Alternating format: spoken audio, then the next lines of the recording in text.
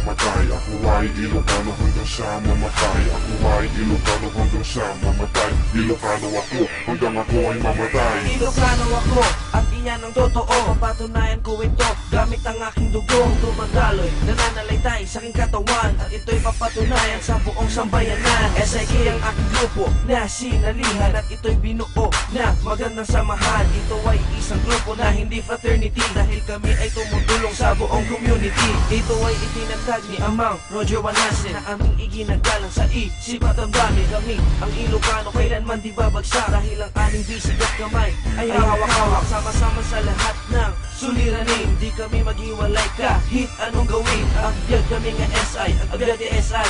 Ilocano ako hanggang ako ay mamatay. Ako ay Ilocano hanggang sa mamatay. Ako ay Ilocano hanggang sa mamatay. Ako ay Ilocano hanggang sa mamatay. Ilocano ako hanggang ako ay mamatay. Ako ay Ilocano hanggang sa mamatay. Ako ay Ilocano hanggang sa mamatay. Ako ay Ilocano hanggang sa mamatay. Ilocano ako hanggang ako ay mamatay. Kami ang SI, organisasyon na respetado, dahil bawat kasapi lahat matatalino. At saan mang lugar kami ay iginagalang, kahit bawat isa mapadpad sa isang bayan. Ilocano, one of the finest and the best. May 5 numero 04303 na binansagang pinakamatino na grupo na hindi umaatras anumang pagsubok ang dumako. Tulong-tulong sa lahat-lahat ng mga bagay. Magkakasis, magkakabagis kami sa habang buhay. Magkakapatid at pamilya ang aming turingan. At kaming lahat sumumpa na walang iwanan. Kami ang grupo na di magaya ng iba, kaya kahit anong gawin kami hindi magigiba. Kami ang SI, ang grupong pinakamataas,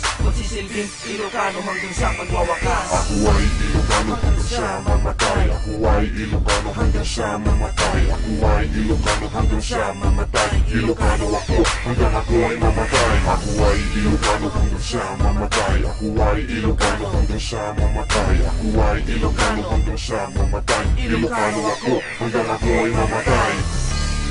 Yeah, this song is dedicated to all samahang Ilocano babagis, especially to our father, Roger Wanasin.